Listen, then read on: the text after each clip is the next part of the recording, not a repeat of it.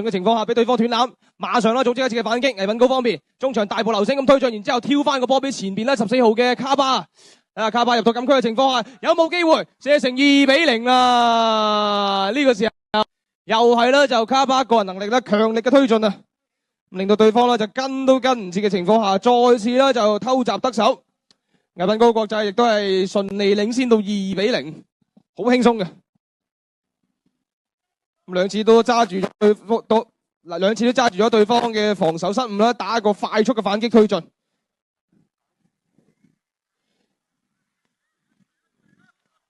所以只能夠話真係興明一唔方便啦，今日開局唔係咁順嘅。當然啦，兩球嘅落後啦，就真係唔算話太大嘅差距啫，喺足球場上。睇下可唔可以通過及時嘅調整啦，就揾翻到自己嘅感覺同埋狀態咯。喺後邊嘅比賽當中啦，就俾到對方更加多嘅威脅啦。咁同埋為自己嘅一個出線嘅前。而好明顯啦，就興高平安聯呢邊亦都唔敢話大力去逼搶啊，因為都驚咁樣對方嘅衝吊㗎咋。啱啱講完又一隻啊，唔係啊嘛？說時遲那時快嗱，就咁簡單㗎啦。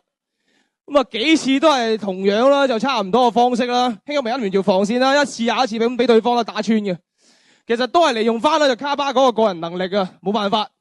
咁事實上佢嘅身板啦，就可以話完全啊食啱晒呢班啦，就興高平安聯嘅球員嘅，個個都係偏細粒啲啊，喺個身前真係冇辦法。身板上戰自然嘅輸蝕，好難同佢去硬碰硬冚埋去嘅。而且啦呢邊嘅卡巴速度又快啦，冇辦法啊！3-0啊呢場啦，就出線嘅爭奪戰真係已經係好早，已經係可以話失去咗懸念噶啦。上半場都未打完啊，你見到啦3隻波已經有。而且全部都係倪品高。